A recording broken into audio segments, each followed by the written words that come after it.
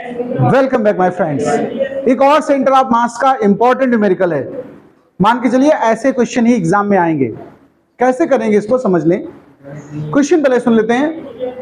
Question हमारा है, prove that the centre of mass of a uniform rod. Rod तो समझते हो ना, इस तरह से कोई रॉड है, ऑफ मास कैपिटल एम। मैंने मास कितना कहा इसका, capital M, and length capital L, lies at the middle point of the length.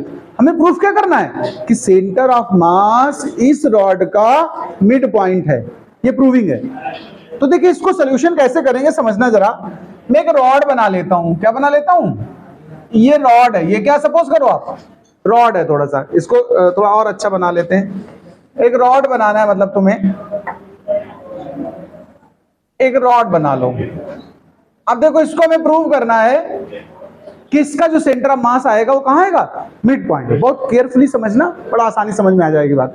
देखो ऐसे क्वेश्चंस जब कभी आएंगे, कोई पर्टिकुलर शेप दिया होगा तो हम पूरे के लिए बाद में सॉल्व करते हैं। उसके लिए थोड़ा सा स्टेप एक ले लेते हैं, जिसकी थिकनेस को कितनी लेट कर लेते हैं, dx। क्या ले लेते हैं, यहां इंटीग्रेशन मेथड इस्तेमाल करूंगा मैं, तो इसकी थिकनेस dx ले ली।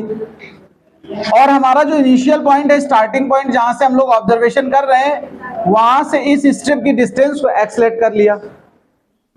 पूरी रॉड का अच्छा मास कितना है बताओ, मास ऑफ होल रॉड।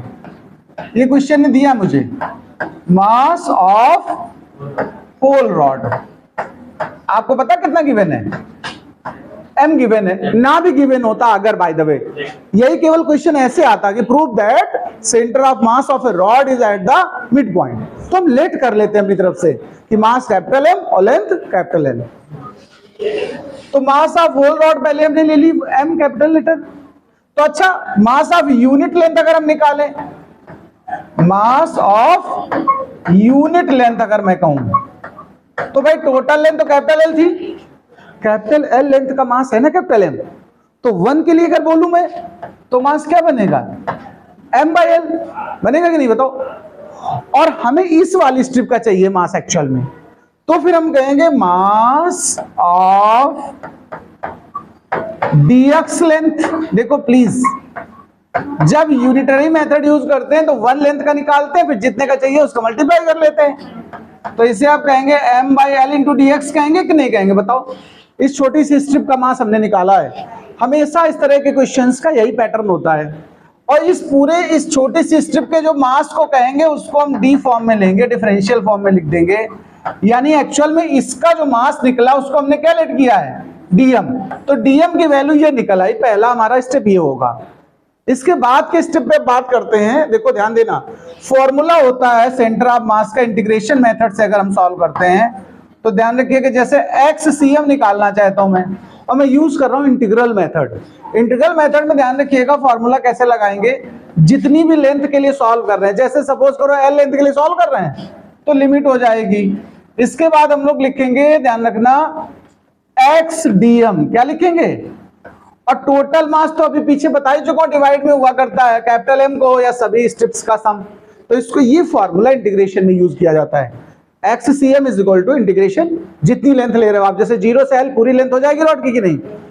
शुरुआत कहां से रॉड की, देखो स्टार्टिंग में हमने कहां लेट कर लिया, 0 पे, और टोटल लेंथ कितनी ले लोगे, L।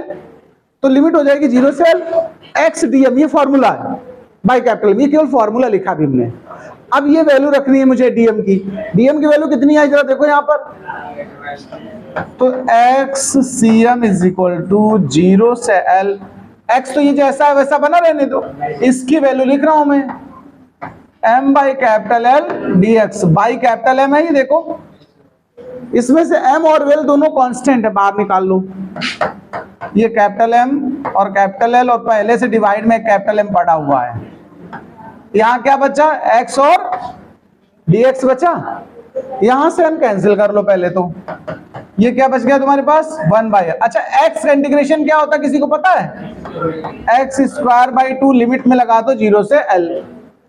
अब x को रिप्लेस कर दो L से, तो ये हो गया L²/2 माइनस 0। एक L से कैंसिल हो गया देखो, तो क्या बचा, L/2 बचा। It is mid point. देखो क्या आ गया, मिड पॉइंट आ गया, मैं प्रूव कर लिया जो प्रूव करना था मुझे। यानी जो सेंटर ऑफ मास हुआ वो कहाँ आ गया, मिड पॉइंट पे। नोट कर लीजिए इस क्वेश्चन को।